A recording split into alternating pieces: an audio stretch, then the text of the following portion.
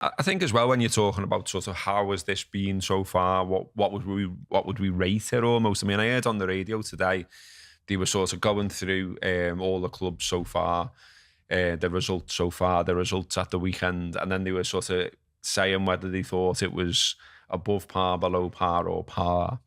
Now they gave Liverpool par, and as I was slurping on my tea and shouting at the radio, my argument with them would have been, had they been able to hear me, was they didn't make any mention at all of the fact that Milner, Firmino, Keita, Oxlade-Chamberlain, they all left.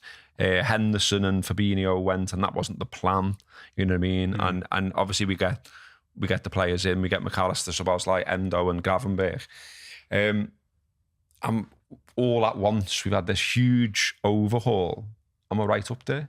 And we should be higher. We should have had something from Spurs. We were the better side, and we scored a legitimate goal. And I'm not going to stop going on about that. But that's, when you think about the overhaul and the turnover in the summer, it's brilliant. It's surely, I'd say it's above par, because I think what people were saying before the ball was kicked is, and Klopp himself said Liverpool 2.0 and all that kind of stuff. Everyone was thinking this is a transitional season. It's too much change in too short a time. Plus you haven't got the number 6 that you wanted. Plus you didn't get the defender that you seemed to want, etc. I think before a ball was kicked, people were saying they're going to be way off. It's going to be a difficult season for Liverpool, is I think what the majority view was. And I think you can argue above par because of that overhaul. I think you're right, and I agree with you. And I think this is an example of something we've mentioned in the past about Klopp suffering from the standards he set himself here. Yeah.